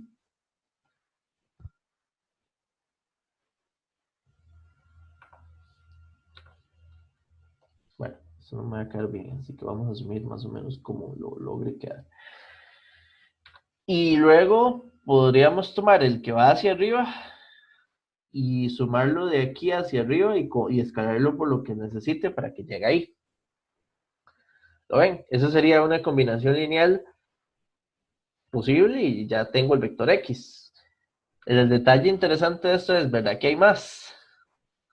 Hay más formas de combinar este vector aquí. Usted podría decir, agarremos este, combinémoslo hasta ahí y tomemos el que va hacia arriba, este rojo, y agreguémoslo con una constante negativa que más bien entonces sume, pero en esta dirección y llegue a verde. Me quedó un poquillo pasado, pero se nota, esa es la idea. Y de hecho no es la única opción, hay alguna forma de utilizar de hecho los 3, de hecho que sí la hay, nada más como hago aquí con un color manejable. Por ejemplo, digamos en negro. Yo podría pensar, puedo agarrar este y combinar hasta ahí. Luego podría decir, puedo agarrar ese, combinarlo hacia acá, el que va para allá. Y luego combinarlo y después este. Y ya tengo otra vez, usando los 3, escalándolos de forma apropiada y tengo la combinación. Ahora, ¿saben? Ya jugamos con la combinación de esta primera conjunto de vectores vamos con el segundo. Con este segundo, vamos a usar aquí, vamos a usar el gris. ¿Cuáles posibles combinaciones podríamos hacer? Se puede llegar aquí, combinar. Más o menos tendría que ser una combinación que la constante me dé aquí, para después agregar el segundo vector con un escalamiento que me llegue. Ve que el segundo vector tiene que tener la dirección de él, porque el escalamiento no cambia el ángulo, solo cambia la distancia. Y tendría esa combinación. ¿Hay otra combinación posible? Pues propiamente no, nada más lo único que podría haber es como sumarlos en orden diferente. Sería escalar este primero, o sea, usarlo como primero en la suma, y después agarrar ese y ponerle el otro. ¿Lo ven? Pero sigue siendo la misma, los dos los dos vectores que sumé son iguales, nada más que los sumé en orden diferente. No hay otra forma, si ustedes ven, no existe como el anterior que teníamos, ya llevábamos 3 caminos de combinaciones diferentes para poder llegar a X. ¿De acuerdo? Vamos con el segundo caso, el tercero, perdón. Este tercero, por ejemplo, aquí uno dice, el vector verde es el mismo, ¿de acuerdo? ¿Cuánto tengo que combinar este vector aquí? Si lo combino hasta ahí, estaría mal, ¿verdad? Porque después no podría seguir con la dirección que tiene el vector oeste de aquí arriba, ya no llegaría a verde. Entonces tengo que llegar de forma de que la dirección que tome después de este punto sea la del vector que va hacia arriba, este de acá, y llegue al punto final. Más o menos es como pensar llegar como ahí. Y después de aquí hacia arriba, el vector me quedó un poquillo torcido. Este vector. ¿De acuerdo? Ahí, quiero que entiendan entre el gráfico 3 y el 2, la diferencia que quiero hacer notar ahí. En estos dos gráficos, vamos a marcar tal vez con eso. Esta es la constante que necesita escalar el vector, digamos llamémosle U1, y este de aquí U1. Esta es la constante que tuve que escalar el U1, y aquí esta es la constante que tuve que escalar el U1. Son diferentes, se nota, ¿verdad? ¿Por qué son diferentes? Porque ese cálculo de C sub 1 depende o dependió de quién era U sub 2. Porque vean que si U sub 2 es más paradillo, digamos como que el ángulo es más grande, me generó de que C sub 1 tenía un valor más grande. Pero si era más pequeñillo el ángulo, este ángulo que hay aquí, necesitó que entonces C sub 1 fuese más pequeño. Ven que ahí hay una dependencia. Ahora, voy al caso 4, al cierre de esta parte. ¿Qué pasa en el caso 4? Cuando usted combina esto, usted dice, ¿cuál es la constante del vector que va aquí? Esta. Esa constante dependió de quién era U sub 2. De hecho, no.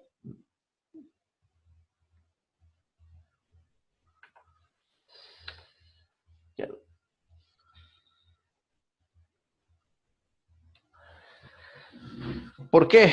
Porque el vector U sub 1, y eso es lo que quiero aquí, son tres cosas que hay que entender aquí. O dos, vamos a ver. El vector U sub 1 y U sub 2 son ortogonales. Están a 90 grados. Y aquí hay que empezar la idea de por qué después vamos a llegar a la necesidad de la ortogonalidad. El hecho de que sean ortogonales, cuando yo los combino, la combinación del primer vector, por ejemplo, el U sub 1, que es como la proyección sobre esa dimensión, es independiente de la proyección de la dimensión U sub 2. La única diferencia, digamos, ¿qué necesitaría yo, digamos, en ese ejercicio? ¿Qué cambiaría o qué condición tiene que pasar para que esta constante ya no sea C sub 1, sea diferente valor? Y la única forma de que eso cambie, así, la única forma es que el vector X, perdón, que esto no sea igual y deje de ser C sub 1, es que el vector X ya no sea este y sea cualquier otro. Si usted pone el vector en cualquier otro lugar, perdón, en cualquier otro lugar, por supuesto, va a cambiar C sub 1.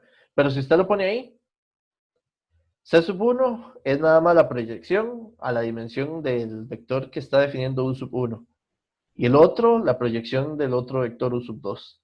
La ortogonalidad lo que me deja es que hay una independencia entre las dimensiones en definir cuánto necesito de la proyección de cada una. Eso es importante. Lo otro es esto que está aquí atrás en el primer gráfico. En el primer gráfico lo que tenemos es una combinación lineal dependiente.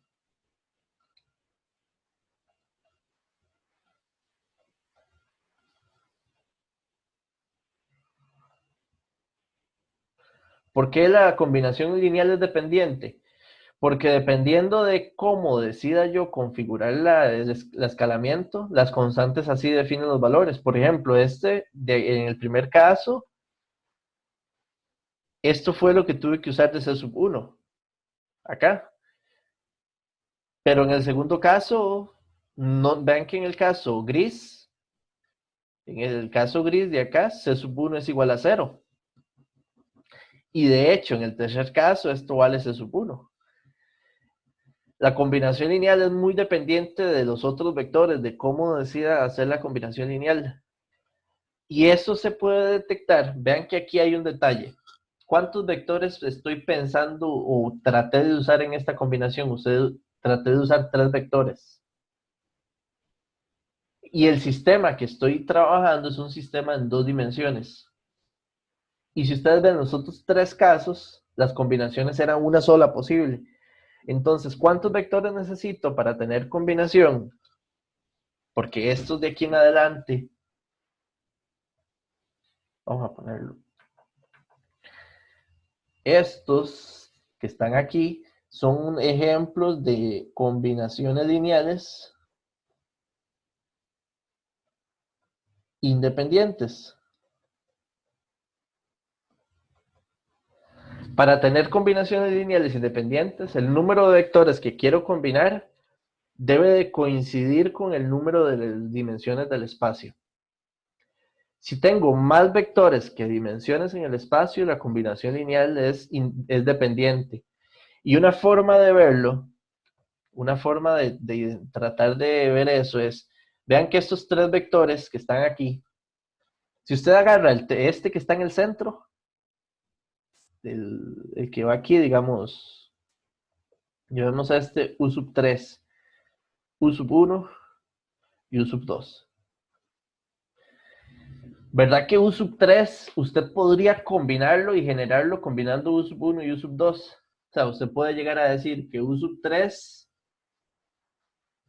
lo combino por una constante a U sub 1 y lo combino por una constante b a U sub 2 y puedo llegar a encontrar cuáles esas dos constantes para que generen a U sub 3. Si eso es posible, si usted en un grupo de vectores, uno de ellos usted los puede combinar con el resto, significa que esa base de fijo o ese grupo de vectores de fijo es una combinación dependiente. Y lo que hay que hacer es quitar ese vector. De hecho, vean que si usted quita U sub 3 de la combinación, pasaríamos directo en ese ejemplo, así como está planteado este caso, que además es ortogonal. Pero lo importante es ya entender que hay una independencia ya lineal en la combinación y que es única. Solo hay una combinación posible, no en el caso independiente que hay infinitas. De hecho, no le llamemos infinitas aún, pero hay muchas posibles combinaciones que podrían aparecer. ¿Ok? No sé si tienen una duda de estos dos conceptos que son claves de esta parte. Combinaciones lineales, independencias o dependencias a la hora de hacer las combinaciones. Y la idea de esto es generar espacios. Recuerda que, por ejemplo, si usted tiene un espacio vectorial en 2D,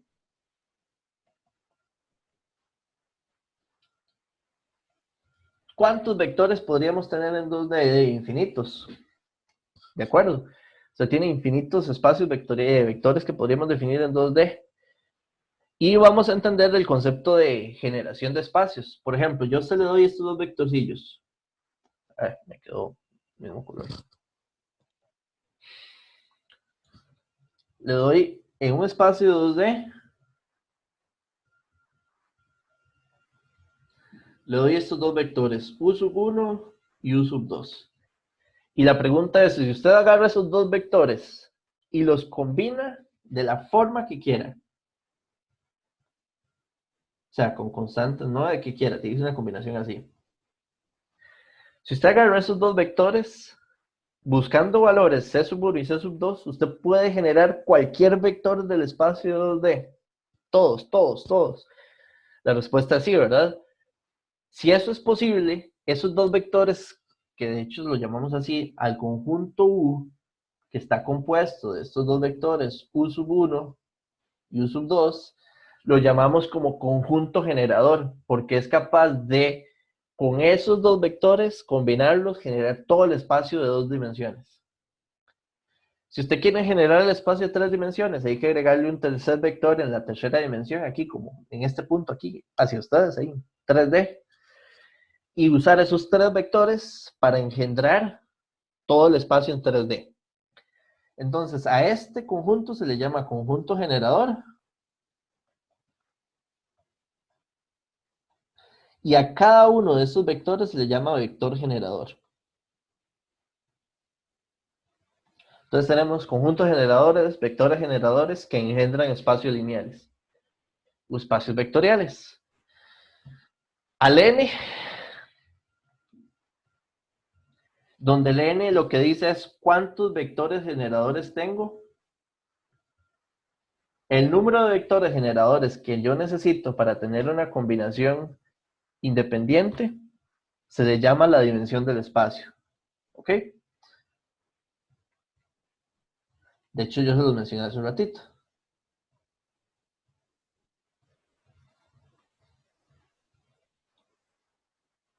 Entonces, el número de vectores define, para tener, digamos, un conjunto generador que engendre el espacio, basándose en combinaciones lineales independientes, define la dimensión del espacio. Y ahora el concepto de base. Base va a ser, digamos, a este conjunto. Ven que hace un ratito a esto le llamamos conjunto generador.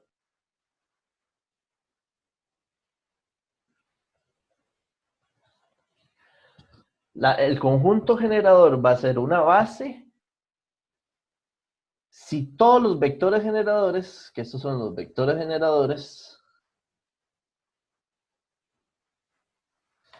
son linealmente independientes entre sí. ¿De acuerdo? Y el número de vectores representa la dimensión del espacio. Entonces, si yo brinco de aquí al gráfico que teníamos aquí atrás, usamos 4 conjuntos generadores aquí, en cada uno de los gráficos. Los conjuntos generadores son distintos. Solo hay uno de esos 4 que no es una base. Y las otras 3 sí son una base vectorial.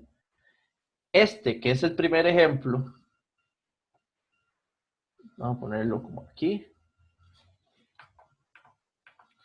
Este de acá no es una base vectorial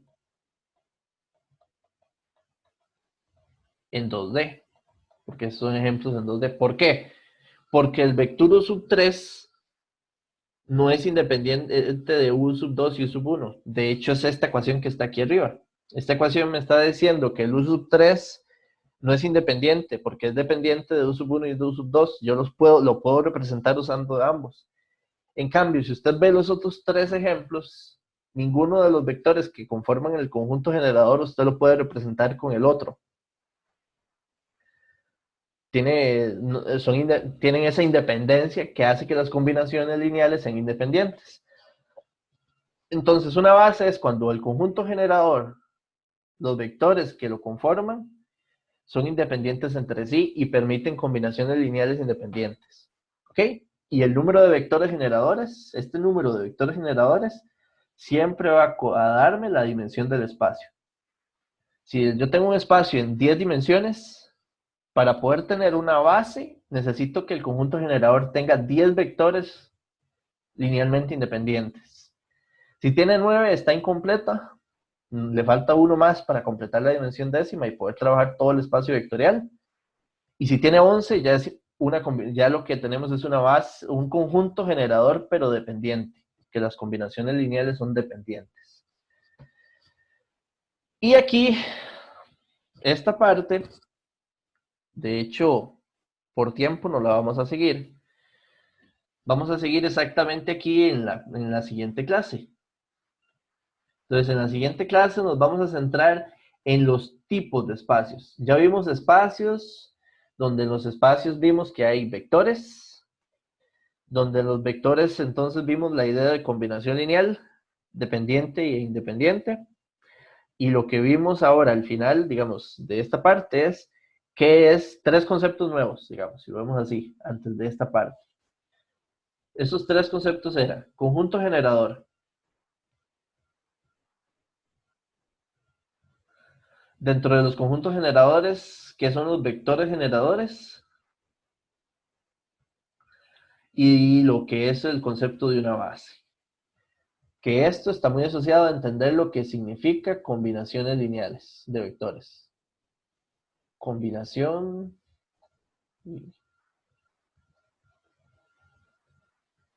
Y que en este tipo de combinaciones hay 2 posibles. Tener combinaciones dependientes, que es cuando las bases, cuando los conjuntos no son bases o independientes.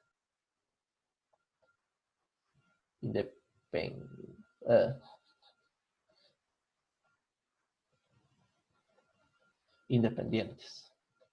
Entonces, más o menos eso es lo que nos dio para ver hoy. De aquí en adelante, tomamos la próxima clase, hay que ver tipos de espacios, y basándonos en la definición de cómo se definen los tipos de espacios, van a salir 3 operaciones.